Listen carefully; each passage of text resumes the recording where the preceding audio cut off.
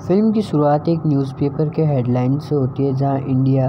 पूरे स्टेडियम में 10-1 से फुटबॉल का मैच होता है जो हार जाता है।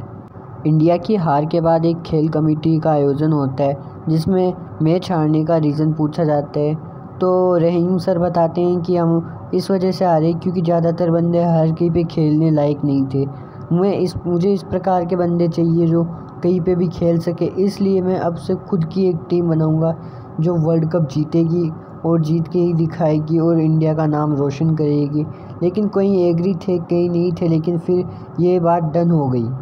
कि रहीम सर की बात को माना जाएगा और नई टीम बनाने के लिए इनको जो चाहिए वो दे दिया जाएगा और इनके पास टाइम लिमिट भी है, इसके अंदर इनको टीम बनानी पड़ेगी और टीम का अच्छा परफॉर्मेंस भी होना चाहिए। कुछ लोग एग्री नहीं कर रहे थे, लेकिन बाद में सबको मना लिया और रहीम सर को कोच बना दिया और वो अब चले गए टीम ढूंढने जो कि पूरे हिंदुस्तान में है। इसके बाद कोच रहीम चले गए सीधा अपने घर और कुछ दिन वहीं पे छुट्टियां बिताई, जहाँ पे उनकी वाइफ उनको मिलती है और अपने हाल चाल बताती है और वो कहती है कि तुम्हारा ये जो फुटबॉल है ये मेरा सौतन है, मेरी सौतन है ये फुटबॉल। लेकिन फिर भी वो उसका काफ़ी सपोर्ट करती है और कभी भी रहीम को डिसपॉइंट नहीं करती।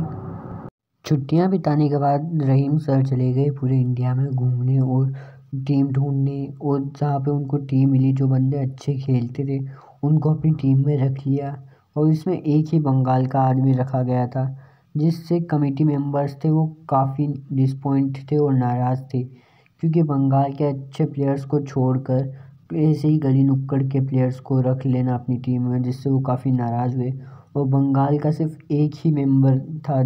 फुटबॉल टीम से, जिनसे वो काफ़ी गुस्से में थे, इसलिए वो कई लोग उसको हटाना चाहते थे रहीम को उसकी पोस्ट से। फिर पूरी इंडियन टीम के साथ एक पार्टी ऑर्गेनाइज हुई और उसमें पहले फ़ोटोशॉप हुआ। फिर इस मूवी के जो मेन विलेन हैं चौधरी, वो आए और रहीम से बात की कि ऐसे ही किसी आप गली नुक्कड़ के प्लेयर्स को नहीं रख सकते, और बंगाल के इतने अच्छे प्लेयर्स को छोड़ के इंडिया की रेपुटेशन का तो थोड़ा ख्याल कीजिए, आपको ऐसे नहीं लाना चाहिए गली नुक्कड़ के प्लेयर्स को। तब उस पर रहीम सर रिएक्ट करते हैं और कहते हैं कि कुछ लोग कहते हैं कि जो चीज़ हमें समझ में नहीं आती उसके बारे में हमें बात नहीं करना चाहिए।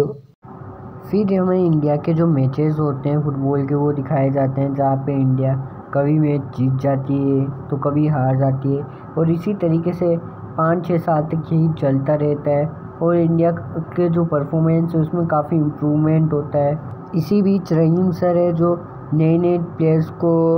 इकट्ठा करते रहते हैं और मैच जारी रखते हैं, अपने फुटबॉल का संघर्ष जारी रखते हैं और इंडिया अपना ऐसे ही इम्प्रूवमेंट करती रहती है। लेकिन कई लोग इससे चिढ़ते थे। कुछ दिन बाद एक कमेटी बिठाई जाती है जिसमें अपने रहीम सर बोलते हैं कि अब बस एक टूर्नामेंट और, अब इसमें इंडिया वर्ल्ड कप जीत जाएगी और पूरी दुनिया को इंडिया का नाम पता चल जाएगा। लेकिन कुछ लोग कहते हैं कि आपको 6-7 साल का टाइम दे दिया, आप अभी तक कुछ नहीं कर पाए तो अब क्या करोगे, आपकी टीम एकदम यूज़लेस है, आप कुछ नहीं कर पाओगे, इससे अच्छा हम करेंगे परफॉर्मेंस। और ऐसे ही वोटिंग करते हैं और वोटिंग में रहीम सर होते हैं जो हार जाते हैं और उनको निकाल दिया जाता है और नया कोच बन जाता है। और इसके बाद रहीम सर अब अपने सीधा घर चले जाते हैं। घर जाते समय रहीम सर को पता चलता है कि अब उनके कैंसर है और वो ज़्यादा समय तक ज़िंदा नहीं रह सकते, इसलिए अब उन्होंने फैसला किया है कि अब वो घर ही रहेंगे और फुटबॉल के बारे में नामो निशान नहीं लेंगे, नाम भी नहीं लेंगे और बाकी पूरी ज़िंदगी बस अपने परिवार के साथ बिताएंगे। ऐसा कुछ सालों तक चलता रहता है, लेकिन एंड में उनकी फैमिली में जो उनकी वाइफ होती है वो काफ़ी नाराज़ हो जाती है और वो उनसे मोटिवेट करती है और कहती है कि आपकी लाइफ यहाँ पे नहीं है, आपकी फ़ुटबॉल में, पहले फ़ुटबॉल जाके खेलो, वर्ल्ड कप जिताओ, फिर आके शांति से मरना। इसके बाद रहीम सर वापस जाते हैं कोचिंग के लिए और वो बोलते हैं कि मैं अपना लास्ट चांस लेना चाहता हूँ और इसमें इंडिया को वर्ल्ड कप जिताऊँगा। और कई लोग वापस इसका विरोध करते हैं, जबकि अब की बार जो कमेटी मेंबर्स होते हैं वो रहीम के सर के साइड होते हैं। वो कहते हैं कि इतने सालों में 3-4 साल बीत गए, हमने आज तक फुटबॉल की बात ही नहीं की, बस आते हैं ऑफिस आते हैं, कचौड़ी समोसा खा के चले जाते हैं। रहीम सर थे जब तक इंडिया का परफॉर्मेंस काफ़ी आया था, अब कुछ भी नहीं है। और ऐसे करके फाइनली वोटिंग करते हैं, इसमें रहीम सर जीत जाते हैं और इनको कोच वापस बना दिया जाता है। पर एक शर्त होती है कि अगर रहीम सर की टीम इस बार भी टूर्नामेंट में हार गई या वर्ल्ड कप नहीं जीती तो रहीम सर आइंदा कभी भी कोचिंग नहीं करेंगे और कभी भी फुटबॉल टीम को नहीं सिखाएंगे, जिस पर रहीम सर भी एग्री हो जाते हैं। अब की बार रहीम सर का बेटा भी फुटबॉल टीम में शामिल हो गया है और इस बार इंडिया तैयार होती है फुटबॉल टीम में जाने के लिए, और वो अपना इंटरव्यू दे ही रही होती है जब जितने में उनको पता चलता है कि वो नहीं जा रहे, क्योंकि जो MLAs होते हैं उन्होंने उनका जो प्रोग्राम है वो कैंसिल कर दिया बजट के इश्यूज़ को लेकर। फिर रहीम सर जाते हैं और MLAs को समझाते हैं और फाइनली वो मान जाते हैं, लेकिन कुछ शर्तों पर, और उनको खर्चा काफ़ी कम दिया गया है क्योंकि उनको उम्मीद नहीं है कि इंडिया वर्ल्ड कप जीतेगी। खर्चा कम होने की वजह से रहीम सर अपनी टीम में से आधे प्लेयर्स को वहीं पे रोक लेते हैं इंडिया में ही और उनको नहीं लेके जाते, जिनमें से उनका एक बेटा भी शामिल होता है।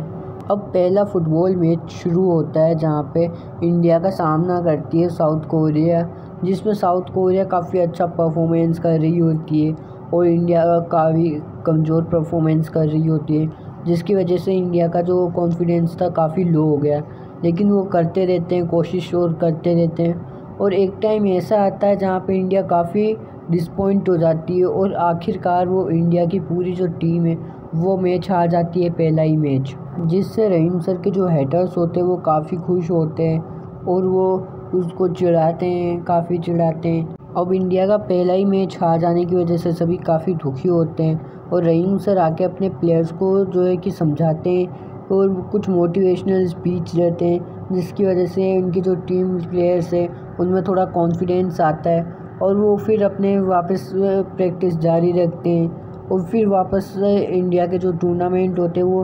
अगला टूर्नामेंट आ रहा होता है जिसमें इंडिया का मैच जापान के साथ होगा और वो जापान के साथ खेलते हैं और जीत जाते हैं। और ऐसे ही काफ़ी मैच चलते रहते हैं सेमीफाइनल से पहले, और इंडिया है जो हर मैच जीतती है, फिर उसके बाद एक भी मैच हारती नहीं है, जिससे जो इंडिया के चांसेस काफ़ी बढ़ जाते हैं वर्ल्ड कप जीतने के। और लोग काफ़ी खुश थे और हेटर्स उनके काफ़ी दुखी थे कि इंडिया इस बार पहली बार इतनी आगे गई है और हो सकता है जीत भी जाए, लेकिन उनको अब इतना डर सा लगने लगा था कि अगर ये जीत गई तो रहीम सर कोच करेंगे और बंगाल के जो टीम प्लेयर्स है उनको मौका कभी नहीं मिलेगा वापस फुटबॉल टीम में आने का। इस वजह से वो काफ़ी दुखी थे। इंडिया सेमीफाइनल में पहुंच ही गई थी, लेकिन जो स्पोर्ट्स मिनिस्टर होते हैं वो कुछ कंट्रोवर्शियल स्पीच दे देते हैं, जिसकी वजह से अदर कंट्रीज़ के जो मेंबर्स होते हैं वो उनसे काफ़ी नाराज़ होते हैं और गेट आउट इंडिया के नारे लगाने लगते हैं और कोशिश करते हैं कि इंडियन टीम है जो कि फुटबॉल मैच ग्राउंड में ना पहुंचे, इसलिए उन पर पत्थरबाजी करते हैं और काफ़ी टॉर्चर करते हैं, आग के बोतलें फेंकते हैं। लेकिन इंडिया कैसे जैसे करके सेमीफाइनल के मैच में पहुंच ही जाती है और फिर वो सेमीफाइनल का जो मैच होता है वो भी जीत जाती है इंडिया, और एंड में वो फाइनल मैच भी जीत जाती है कोरिया से, जो कि काफ़ी मुश्किल होता है लेकिन जीत जाती है। और वर्ल्ड कप जीतने के बाद रहीम सर की 9 महीनों बाद में ही मौत हो जाती है।